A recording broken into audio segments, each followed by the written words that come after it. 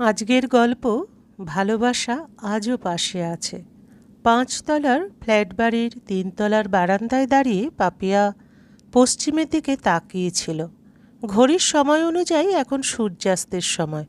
তবে চারিদিকে এত ফ্ল্যাটের সমাহার যে ঘড়িতেই সূর্যোদয় সূর্যাস্তের ব্যাপারটা বোঝা যায়, চোখে পড়ে না।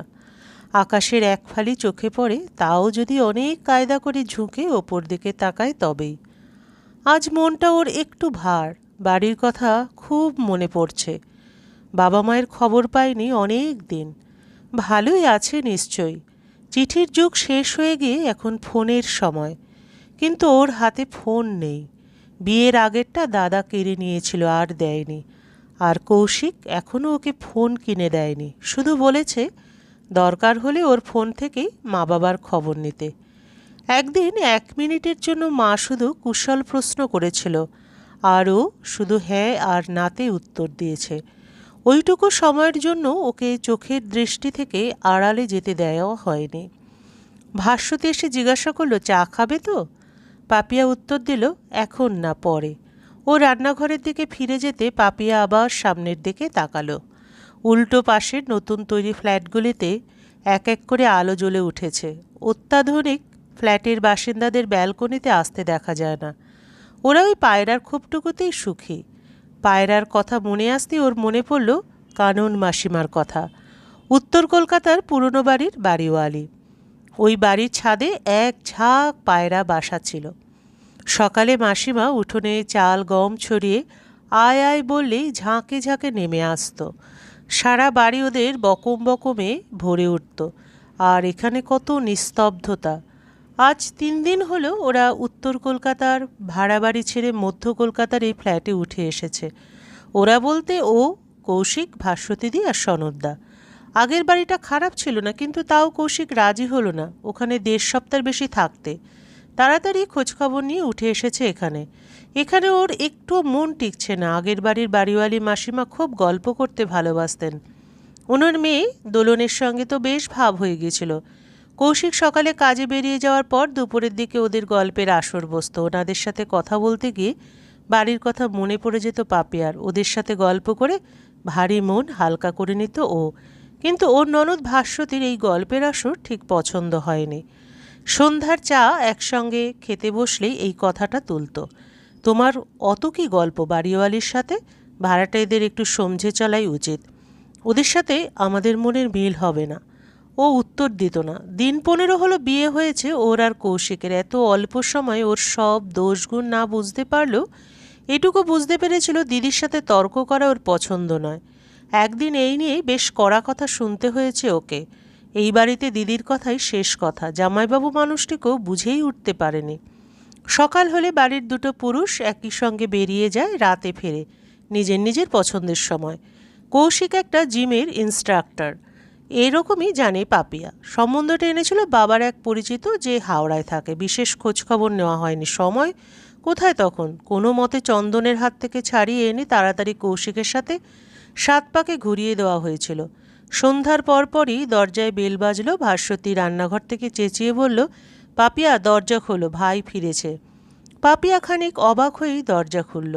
আর সত্যি কৌশিকই ফিরেছে। দিদি জানলো কি করে যে আজও তাড়াতাড়ি ফিরবে?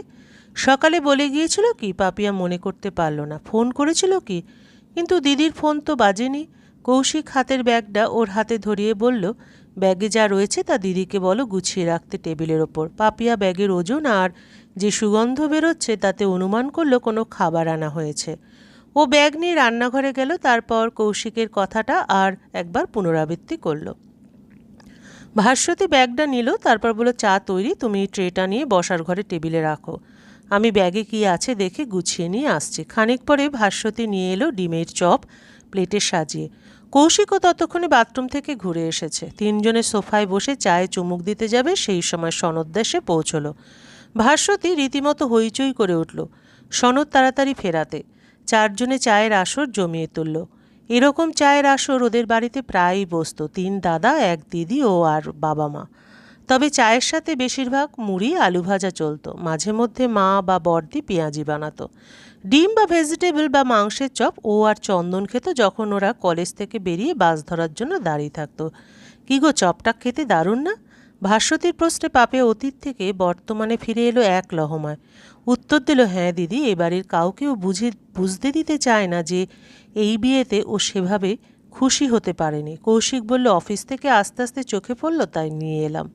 পাপিয়া বেশ অবাক হচ্ছিল আজ, বেশ ভালো লাগছিল এই পরিবেশ। সকাল থেকে ওর মনের গুমোট ভাবটা এখন এই আনন্দময় পরিবেশে কেটে যাচ্ছে। ওদের বাড়ির পরিবেশও তো এইরকমই ছিল, বরং বিয়ের পর এই বাড়ির সব মুখ গোমরা কেজো মানুষদের ভিড়ে ওর বেশ দমবন্ধ অবস্থা হতো। এরকম গল্পের আসর কোনোদিন বসেনি এর আগে। নানান গল্পে সন্ধ্যা গড়িয়ে রাত হলো। পাপিয়া বলল, দিদি দেখিয়ে দাও কতটা আটা মাখবো রাতে রুটির জন্য। ভাস্বতী উত্তর দিলে, আজ খাবার করতে হবে না, কৌশিক রাতের খাবার নিয়ে এসেছে। সনদ চপে কামড় দিতে দিতে বলল, তাই নাকি শালাবাবু, এ তো দারুণ ব্যাপার, কোনো স্পেশাল ব্যাপার আছে নাকি? কৌশিকের উত্তর, না না, আজ ইচ্ছে হলো তাই আর কি। বাড়ি থেকে পালিয়ে এসে ভালোবাসার মানুষকে বিয়ে করতে পারেনি পাপিয়া, তার বদলে বাবা দাদাদের সম্বন্ধ করে আনা পাত্রের গলাতেই মালা পরিয়েছে। চন্দনকে ভুলতে পারেনি ও, কিন্তু আজ মনে মনে ও বাবা দাদাদের ক্ষমা করে দিল। বিয়ে ওর ভালো ছেলের সাথেই হয়েছে, ভাবল পাপিয়া। রাতে খাওয়া দাওয়ার পর খুব ঘুম পেতে শুরু করলো ওর। পাপিয়া বলল, দিদি যদি কাল সকালে বাসনগুলো মেজে দিই কোনো অসুবিধা হবে? আজ খুব ঘুম পাচ্ছে। কোনো অসুবিধা নেই, তুমি শুয়ে পড়ো, আমি কাজ সেরে নিচ্ছি। পাপিয়া শুয়ে পড়ল। গিয়ে ঘুম পাওয়ার কারণ হিসেবে ভাবলো আজ মনটা খুব খুশি খুশি, তাই জন্য বোধহয়। পরের দিন সকালে যখন ঘুম ভাঙল তখন বেশ বেলা গড়িয়ে গেছে। বিছানায় উঠে বসে পাপিয়া খুব অপরাধবোধে বিদ্ধ হলো। আগের দিন রাতেও কাজ করে দেবে বলেছিল, কিন্তু উঠতেই তো দেরি করে ফেলেছে। তাড়াতাড়ি বিছানা থেকে নেমেই বাথরুমে গেল। বেরিয়ে ঠাকুর প্রণাম করে রান্নাঘরের দিকে পা বাড়ালো ও। রান্নাঘরে দিদি নেই। কৌশিক সনদ এরা না হয় কাজে বেরিয়ে গেছে, কিন্তু দিদি কোথায় গেল? কোথাও গেছে ভেবে খানিক চুপ করে বসে রইল। বেলা আরও বেড়ে যেতে খিদে বোধ হতে শুরু করলো। রান্নাঘরে শুধু বিস্কুট পড়ে আছে, রান্নাঘরেও বিশেষ যায়নি এই পর্যন্ত, তাই কিছু আছে কি না তা ওর জানাই নেই। সারাদিন ওই বিস্কুট খেয়ে কাটানো গেল না, কিন্তু ওরাও ফিরল না। আবার খিদে পেতে আলমারি খুলল, তার থেকে টাকা বার করতে, খাবার কিনতে হবে তো। কিন্তু টাকা তো নেই। ওর যা জামা কাপড় গয়নাগটি ছিল তাও নেই। এটা কীরকম সম্ভব? তাও প্রথমে বুঝতেই পারছিল না। অনেকক্ষণ পরে বুঝলো ওকে ছেড়ে ওরা পালিয়েছে। এটা বুঝতেই ও প্রথমে ঘাবড়ে গেল। এবার কি হবে, কিভাবে ফিরবে বাড়ি? অনেক কষ্ট করে ফিরে এলো বাড়িতে। দাদা বাবা ঘটনা শুনে ছুটল থানায়, তারা তদন্ত করবে আশ্বাস দিল। কিছুদিন পর জানা গেল ওরা ঠকবাজ। ওভাবেই অনেক বিয়ে করেছে, তারপর সব কেড়ে পালিয়ে গেছে। বাড়ির লোক হায় হায় করলো, গালাগালি দিল। তারপর পাপিয়ার কপাল মন্দ বলে আফসোস করতে থাকলো। জীবন একটু একটু করে আবার স্বাভাবিক অবস্থায় ফিরে আসছিল ওদের বাড়িতে। কিন্তু আকাশ ভেঙে পড়েছিল পাপিয়ার মাথায়। পড়াশোনাটা শেষ হওয়ার আগেই বিয়ে হলো, কিন্তু এখন তো বোঝা গেছে সেটাও মরীচিকায়। কিন্তু এখন কি করবে ও? সেদিনও বেরিয়েছিল সেলাই দিদিমণির বাড়ি, সেলাই শিখে যদি কিছু করা যায় এই ভেবে। রাস্তায় কেউ ওকে পিছন থেকে ডাকছে। আওয়াজ শুনেই বুঝতে পেরেছিল চন্দন। চন্দন কাছে এসে বলল, কেমন আছো পাপিয়া? যেমন থাকার কথা ওরকম। বিয়ের পরে যদি অসুবিধা না থাকে তো চলো কোথাও বসে একটু কথা বলি। দুজনে ওদের পুরনো পরিচিত খাবারের দোকানে বসলো। চন্দন বলল, সব শুনেছি, তা কি করবে এখন ভাবছো? কি আবার সেলাই শিখবো, যদি রোজগার করতে পারি তা শিখে। পড়াশোনা ছেড়ে দিলে একেবারে? কি করব, পরীক্ষা তো দেওয়া হলো না, তাতে কি হয়েছে? আবার ভর্তি হও, সামনের বারের জন্য তৈরি হও। তোমার যে স্কুল শিক্ষিকা হওয়ার স্বপ্ন ছিল সেটা হতে চেষ্টা করো। বাড়ির সমর্থন পাবো বলে মনে হয় না।